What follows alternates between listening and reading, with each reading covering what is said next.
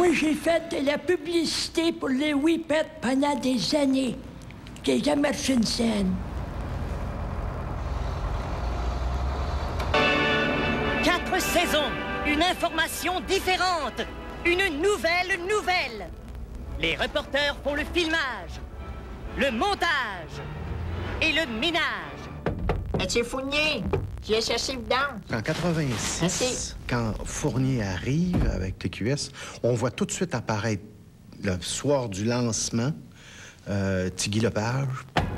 Monsieur Fournier, c'est parce que mon Kodak, il marche plus. Monsieur Fournier, mon Kodak est brisé, puis il faisait une espèce de running à travers le lancement. Les studios sont presque achevés et les équipements technologiques sont quant à eux complètement finis. Monsieur Fournier! Je pense que la vraie responsable du fait que j'ai pris RBO à 4 saisons, c'est vraiment Madeleine Caro. C'est Madeleine qui m'avait dit « Connais-tu RBO? » Je dis « Oui, je les écoute à la radio de temps à autre. » Elle dit « Sais-tu qu'ils sont prêts à faire de la télévision? » Je dis « Stop, je l'ignorais totalement. » Oui, un concept révolutionnaire, une mutation génétique de la télévision. Ça cadrait dans ce que je voulais faire à 4 saisons. Un réseau prestigieux et populaire. Une télévision qui soit totalement différente, qui soit très provocatrice. Et à ce moment-là, Rock et Belles Oreilles, ça pouvait pas mieux tomber. Il est 11h15. Sylvain Ricard n'a pas touché à son quart de litre de lait, ni à son quart de poulet. Non, Sylvain n'a plus faim, car il n'a pas gagné $250 000 en grattant ses sachets Super Loto.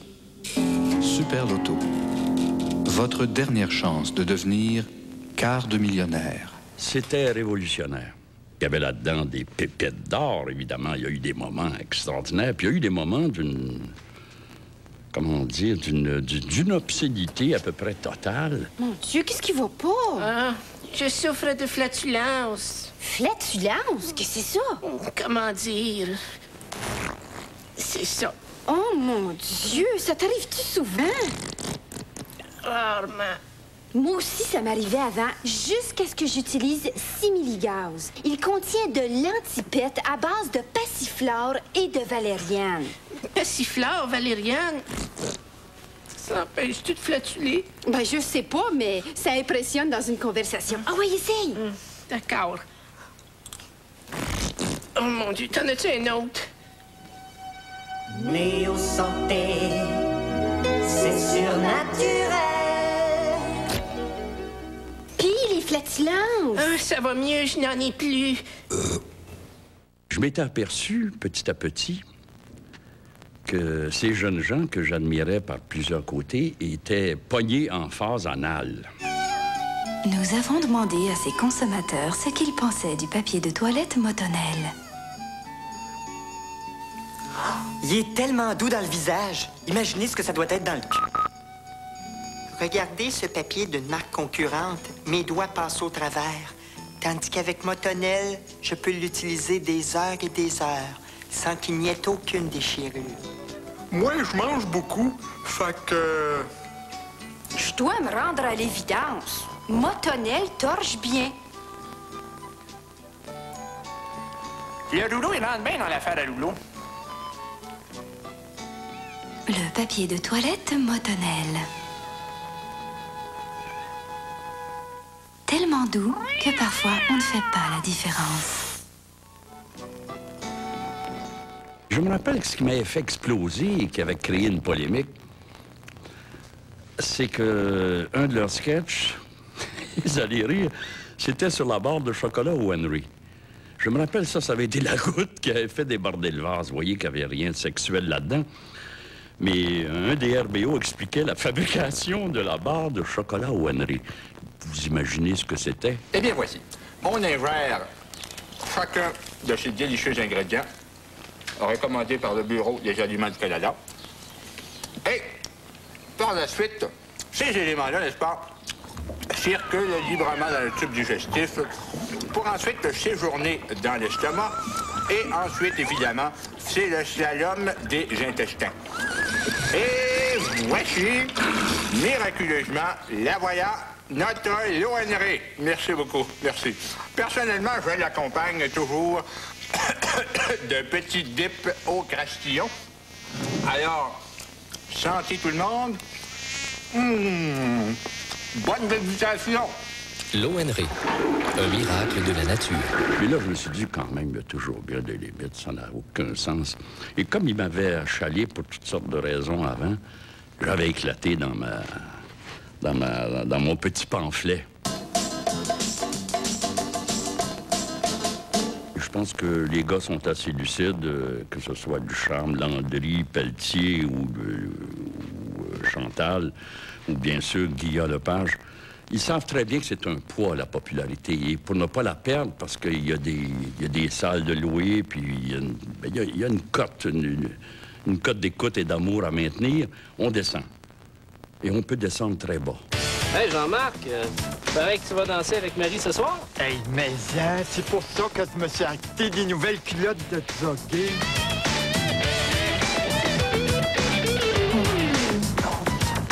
Ouais. Trop nerveux? Hey, pourvu que j'arrête de boutonner, c'est que moi le casseau de fraises. Tu te laves pas avec Clairabile tous les jours, toi? Me laver? Qu'est-ce que tu fais pour tes boutons? Ben, je mets du poté. Du poté? C'est bon les autos, ça. Ta face, c'est autre chose. Voici la figure de Jean-Marc sans Clairabile. Et la voici, une fois qu'il a employé Clairabile répulsion faciale.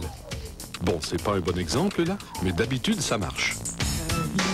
Viens dans mon Winnebago, tu vas tout lisser la face. Hey, lâche-moi une grosse face en stucco. Pourtant, j'ai mis du Clairabile. Perdez la face avec Clairabile. Oh, les filles sont donc bien stock-up. Ça, c'est un côté d'RBO que moi, personnellement, me plaisait un peu moins. Et quand j'ai fait cette publicité-là, étant donné que ça touchait particulièrement une personne, je dirais, bon, c'est plate, ça ne m'a pas empêché de la faire telle qu'elle est, puis je pense que j'ai pas adouci le... j'ai pas adouci le résultat. Ah, les vacances. Voir du pays, ça peut faire oublier bien des problèmes. Mais pas pour moi. J'ai dû m'exiler, quitter ma famille à cause de ma mauvaise haleine. Je m'en vais en France, où puer de la gueule est accepté, et même vénéré. Avoir mauvaise haleine, ce n'est pas toujours drôle. Surtout quand on joue au théâtre et que les billets les moins chers sont ceux des places d'en avant. N'est-ce pas, capitaine? Heureusement, il y a chlorette. 4 onces de chlorette dans une once de lait constitue une excellente source de chlorette et de lait. Chlorette contient du chloroforme, qui endort les germes qui causent la mauvaise haleine. Chlorette. C'est un peu plus fort, mais c'est plus que du bonbon. On regardait le matériel. Moi, des fois, je disais, ouh, je pense que ça va un peu loin. Mais ça se rendait jusqu'en ondes, étonnamment. Alors, des fois, il fallait s'attendre à des réactions. Il y en a eu, beaucoup. Les productions Hiroshima Gagnon présentent Kenny. L'histoire touchante d'un petit bonhomme qui n'est pas plus haut qu'une pomme.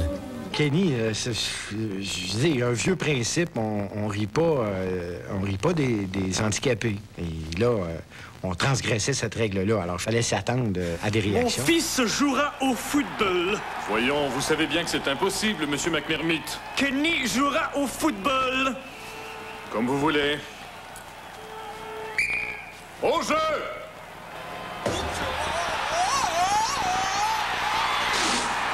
L'homme infirme, le jeune homme tronc, dont on se moque comme de ballons de rugby, tu te dis, qu'est-ce qu'on fait après ça? C'était un summum. Kenny, c'est aussi la lutte pour la survie. Docteur, ne me dites pas que Kenny va mourir. Malheureusement, non. Kenny, c'est aussi de l'humour.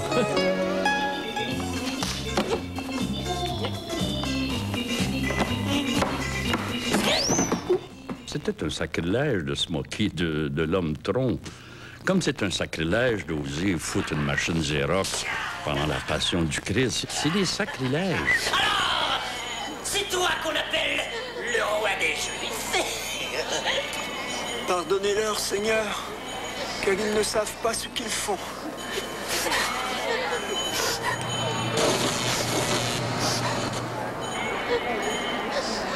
Xerox, une crise de bonne machine. Ça a été diffusé dans le temps de Pâques. Alors ça, on a eu droit à beaucoup de lettres de gens froissés. Et c'était pas facile de répondre à ces lettres-là. Alors, c'est toi qu'on appelle le roi des Juifs? Oui, papa! Ça cassait tout, hein. C'était quelque chose d'inénarrable que je savais plus quoi penser. Au premier chef, je me suis dit, faire ça à un modèle universellement respecté sur tous les continents.